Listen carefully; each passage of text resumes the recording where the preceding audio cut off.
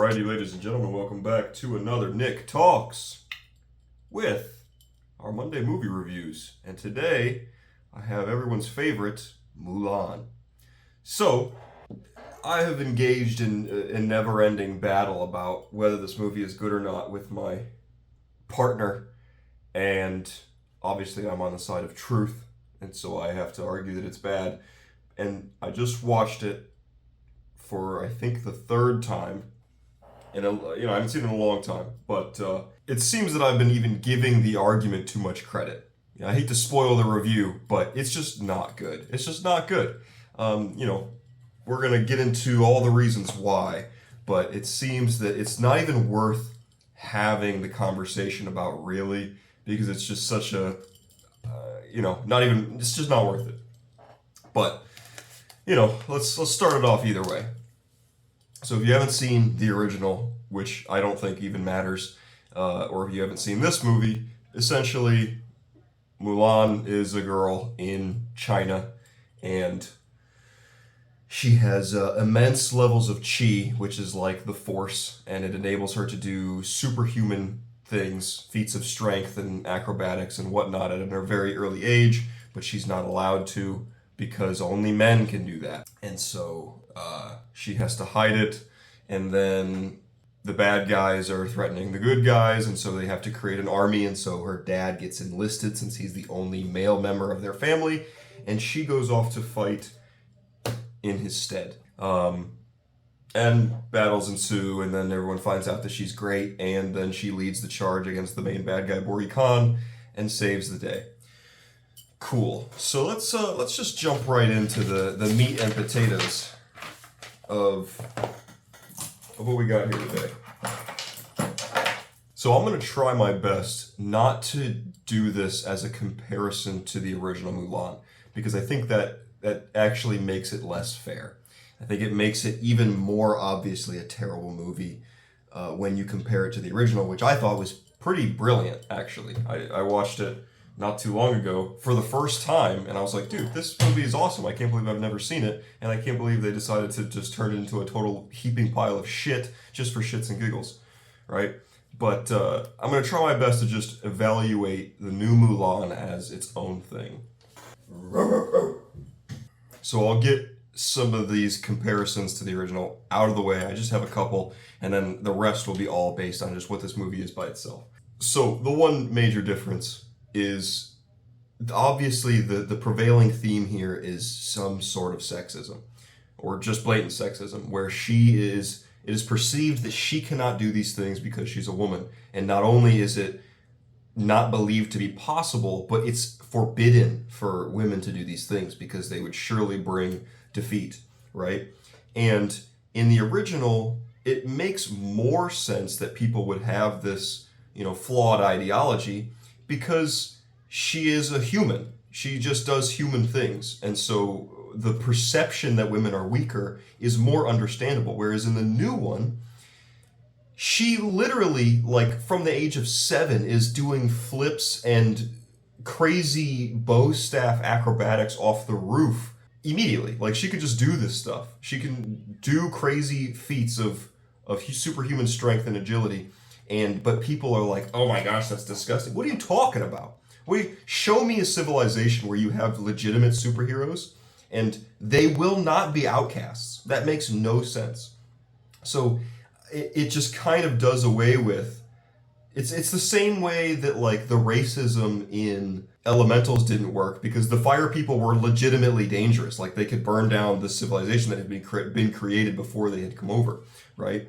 So they're trying to port over this value that doesn't really compute in the setting that they're trying to put it in. Like, the idea is there, but when you really think through, like, okay, you're telling me that the army wouldn't take her as a superhero just because she's a woman? I don't believe you. I don't believe that this society would be so tight on their sexist ways that they would just refuse to use the greatest weapon that had ever been given, right? Now, there are men who can do this too. Like in the movie, there are men with great chi and they can do some crazy stuff, but it doesn't make sense, especially when the women that are shown, her and then this witch that exists, to use their chi are like way more powerful than any of the men in the movie. So it doesn't really make sense why this would be the case. So that's kind of falls apart when I put it through. And then the only other commentary that I have on the original versus the new one is there's no Mushu, dude. There's no Mushu the dragon,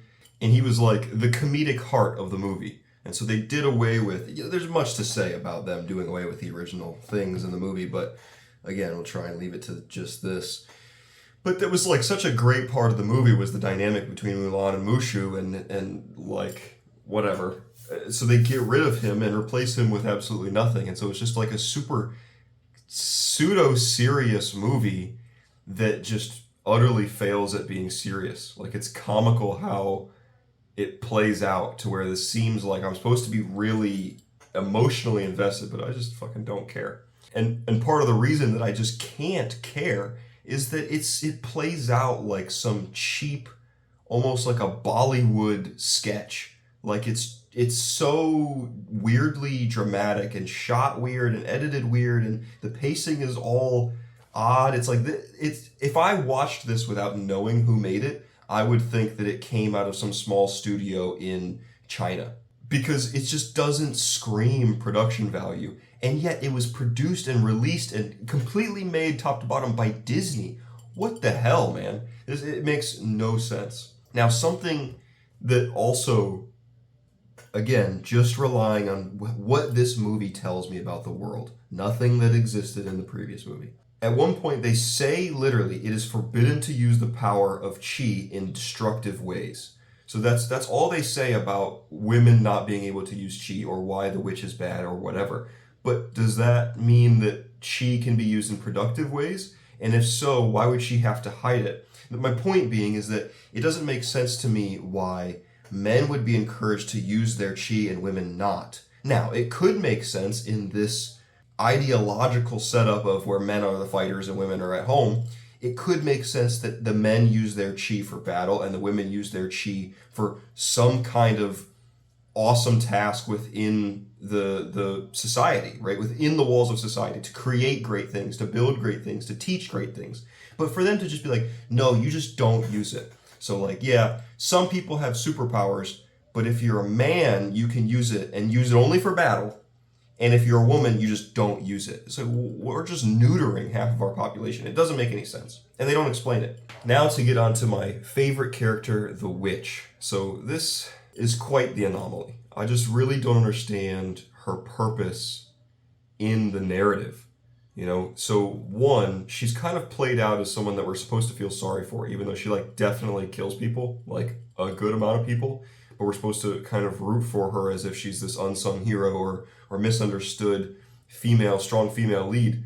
But her whole deal is that people said she was a witch because she has powerful chi, which happens to Mulan also.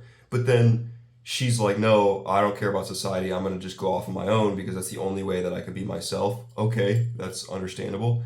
But then she just immediately works for Bori Khan because he promises that she'll be able to do her stuff under his reign. But I just don't see how that makes sense to her. If she is so, like, she turns into a bird, like a falcon. She turns into like a swarm of birds, right? She can literally turn into other people, you know, completely impersonate them, Mystique style. And yet she's just working for this guy who's like just a guy. He's just a guy. And he's like, you can't do anything to me because they'll never accept you. It's like, yeah, but she could literally, like, she is a god, essentially. And she's just like, oh, well, that sucks. I guess he's got me. He's got me pinned. It makes no sense. And then her ultimately, there is what seems to be an arc for her where they set up that she's evil and she's fighting Mulan even though she like lets her live.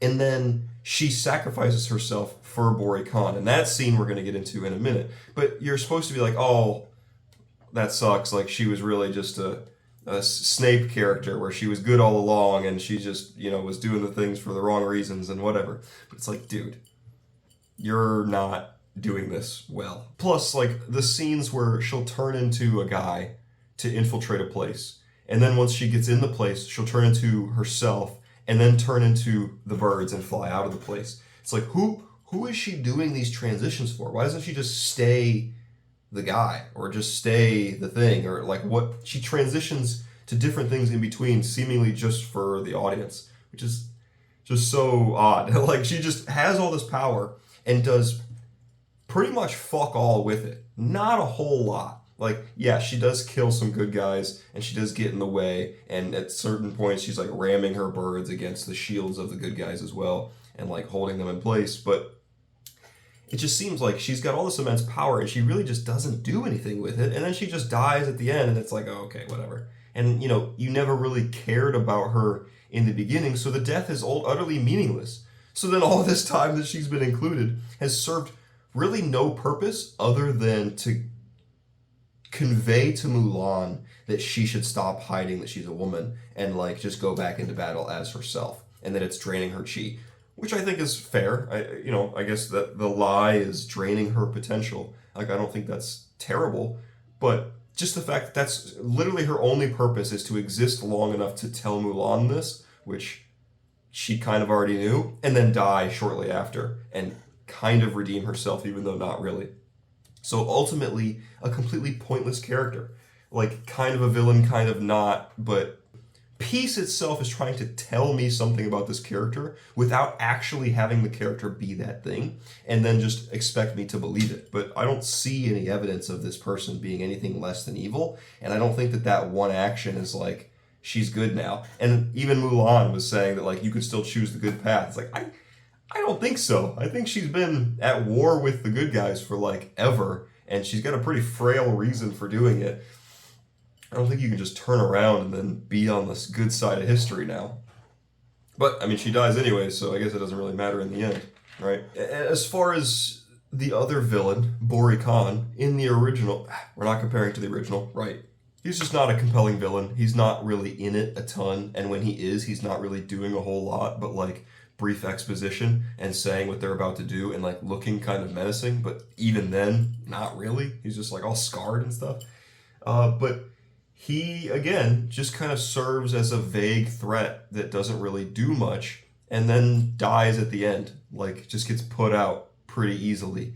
I was never really afraid for, like, the stakes were just never established as, like, he's actually going to do some bad stuff. It was just like, I'm going to do it. I'm going to do it for my father.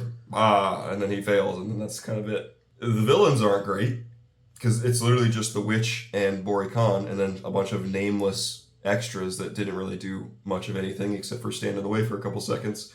And so then, you know, let's turn to our heroes, which is Mulan, and then a ragtag bunch of boys who did nothing but be gross the whole movie. So Mulan, I just can't root for her. There's nothing that is, like, compelling or emotional, or nothing draws me to this character. She's just moving from thing to thing. Stuff is just happening. And she just kind of exists, and she's, like, great the whole time, and the only time she struggles is when she's not using her full power. And then she just has to use her full power by telling the truth, and then she's great again.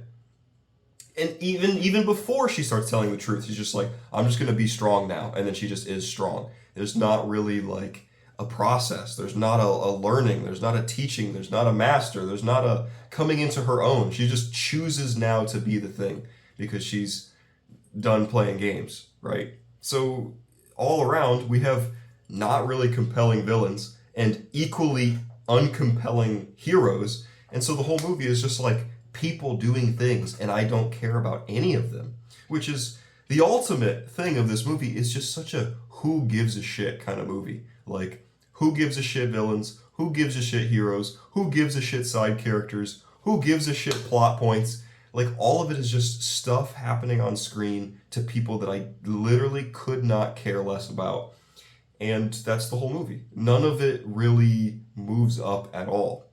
And I think part of that is due to the acting. There was, like, 2 people who I think actually tried, and one of them is just a seemingly nameless second in command for the Empire's army. He's, like, really belting out orders and stuff. I thought he was doing something at least. I thought it still kind of fell flat, but something, right? And then maybe some emotional tone from the dad, but even then, Weak sauce, bro. Weak sauce. Everybody else was just like there. It literally felt like they were reading the lines for the first time as they were acting it, and then they just did one shot and moved on. It's almost as if it's word for word and you can see them pause as they're reading something. I'm not suggesting that they actually were doing that, but that's how the lines were told. And so, how am I supposed to get into this if it's like a shitty middle school play where these guys just learned their lines the night before or are learning them right now? Come on, man. Come on, dude. What are we talking about? Some of the plot points that I'd like to burn through as well. Completely shed my fucking greasy shit all over.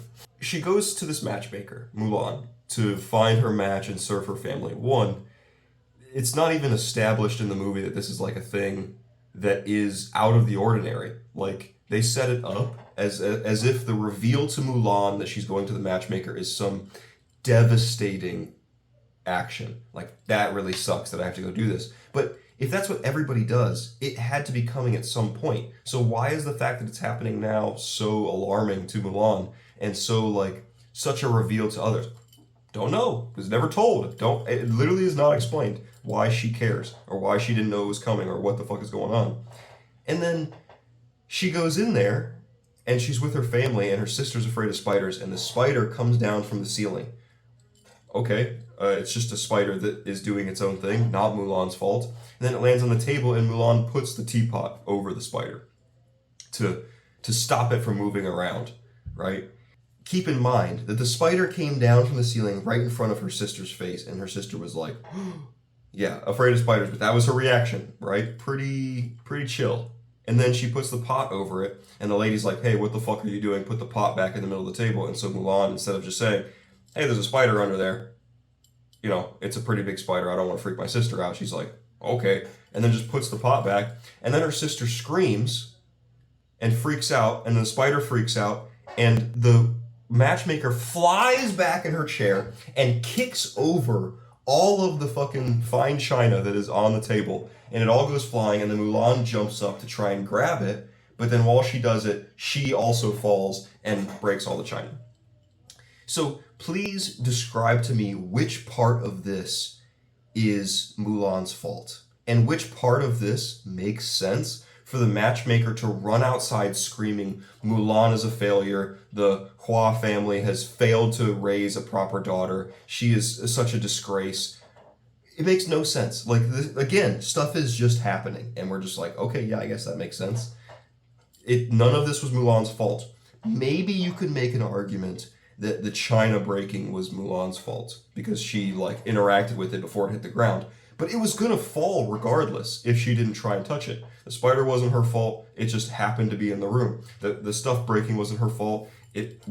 Gravity exists, right? The lady flipping back in her chair, she did that on her own because fuck. It's literally the dumbest thing. Now, then shortly after this, the emperor's men come in to start recruiting guys for the army, and they say one able-bodied man from every family has to come in, and they have their scrolls of recruitment in their hands, right? And so, two guys walk up and they just take the scroll. They don't say anything. They just take the scroll and they move on. Okay, that's how this works then. The movie's telling me that we just go up and we take the scroll and then we go back, and there's no explanation needed.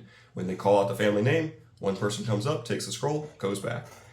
So then they call out the Hua family, and the old guy walks up, and he gives this like long thing about, I haven't had any daughters, or I have only had daughters, and I'm the only guy, and I fought in the war, and I'm ready to serve again, and all this stuff, and the guy's like, oh, whoa, whoa. Like, there's this whole interaction where he could have just walked up and taken the thing. I don't understand why it was any different for him, and if he had done so, the whole interaction just didn't make any sense, and was pretty unnecessary. So then, obviously Mulan goes and she can't let her crippled father go in there because he'll be killed or whatever.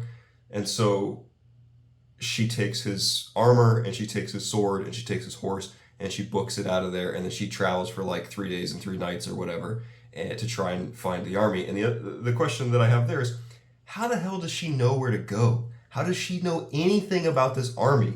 right? Is it in the scroll? Don't know. Was she told by her father beforehand? Have no idea, right? The script literally tells us nothing about what's going on. She's just moving from place to place with no explanation as to how she knows where to go, how she knows what to do, where is everything at in relation to each other. Don't know. There's just different places and people are going there. And then you have a narrator who pops up like a total of 3 times in the movie, twice in the beginning and then once at the end.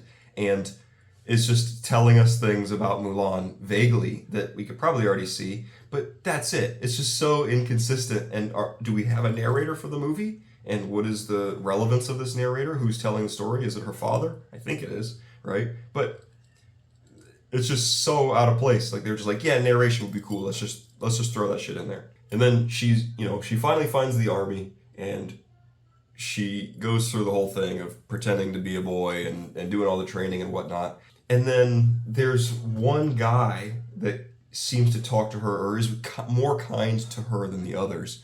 And they seem to be kind of friendly, but she's pretty withdrawn. And then she's out taking her first bath in the lake, which is a scene from the original that in no way is the same, but, as I said, I'm sticking to this as a solo movie.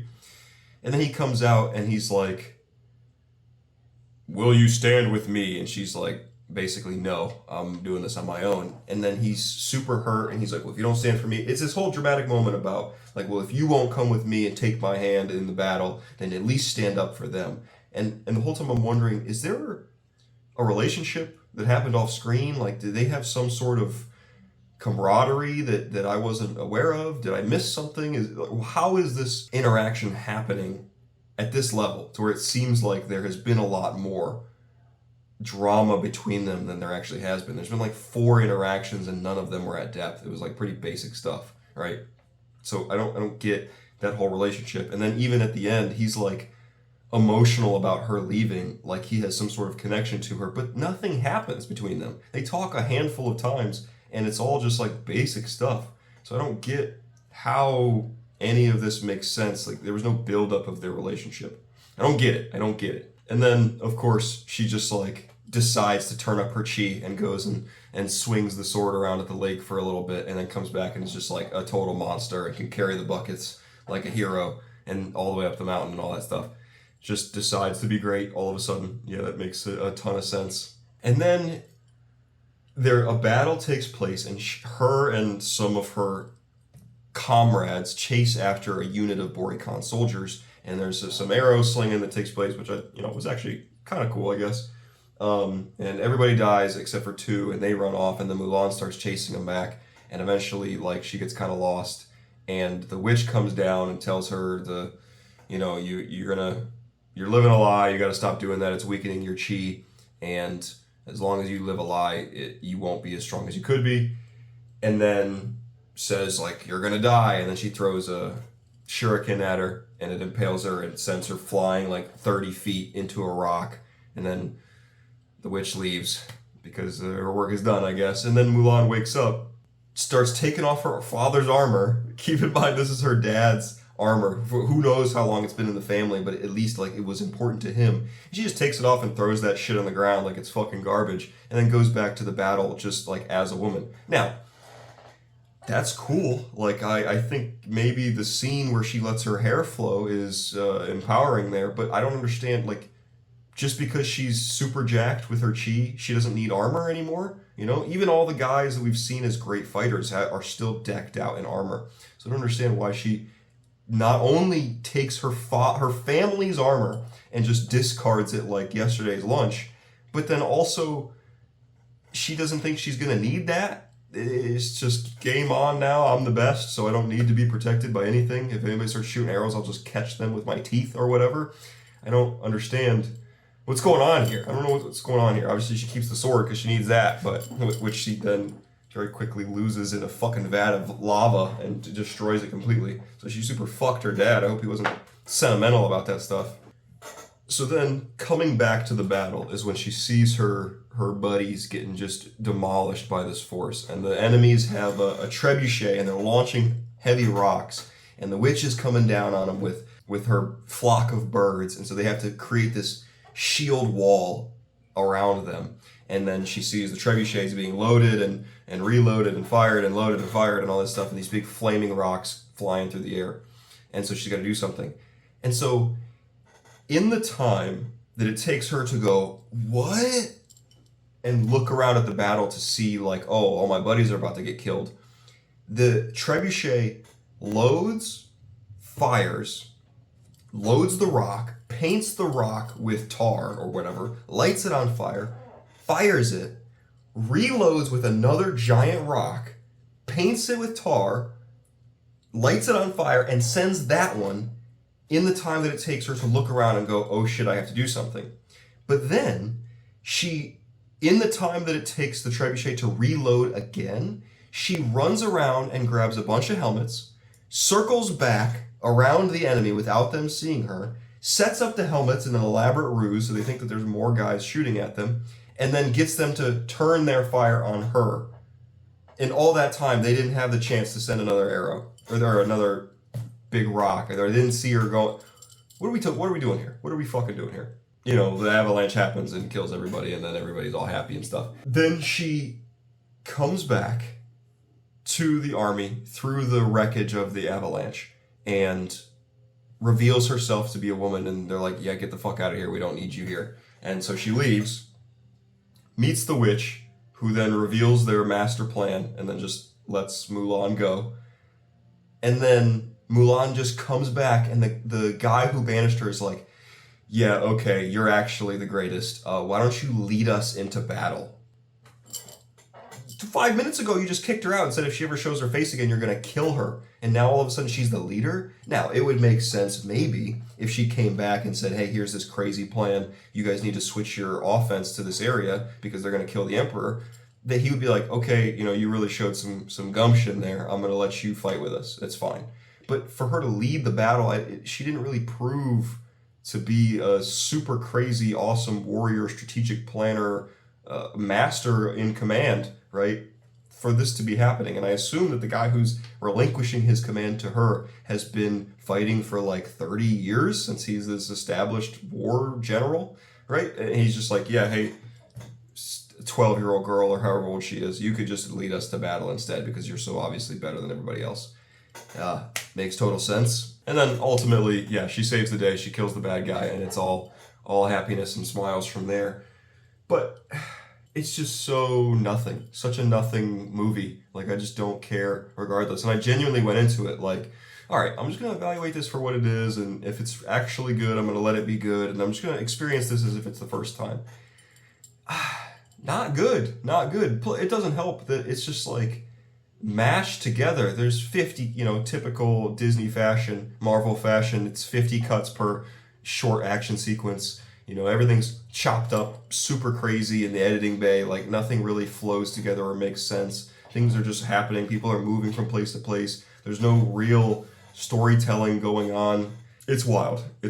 And don't fucking forget that when this movie came out, it was the middle of COVID and they couldn't release it in theaters. So they put it on Disney Plus for an extra $30. So anybody who's paying for Disney Plus already buying the subscription had to pay an additional $30 just to watch this movie in the beginning. And then obviously everybody was pissed, and so they just released it for free. But still, it's like, if I had paid $30 to watch this movie when it came out, I'd be fucking livid, dude. Especially since it's titled Mulan, and I would be expecting a somewhat faithful adaptation into live action of the original animated classic. But, that was not the case. So I don't see any merit to this movie. If I compare it to the original, it's so obviously dog shit. If I watch it as its own thing, it's so obviously dog shit. And so it doesn't even make sense why this movie was made. It doesn't even make sense if you're going to make a movie that it completely changes everything about Mulan. Why call it Mulan? Why change the entire thing except for some basic premises and port it into whatever this is just to... obviously it's so they can get money and they can cash in on nostalgia value and people are going to go see the movie because it's called Mulan and they think it's going to be what this is. But it's not that at all. So, to me, it's just a complete and utter failure from Disney and yet another black mark on their recent film history and another fat L for live action remakes. So, I don't know how many times we're going to make this mistake, but that wasn't the last. And I don't know where we're at now with live action remakes, but they're still coming out. You know, I'm sure we're all on the lookout for fucking Snow White popping up. And now that we got two of them, even better. So, but that's all I got to say. That's all I got to say about that one. I'm getting a little fired up now, so we'll call it there. But thank you for watching. Let me know what you think in the comments below. And with that, I will say, Nick out.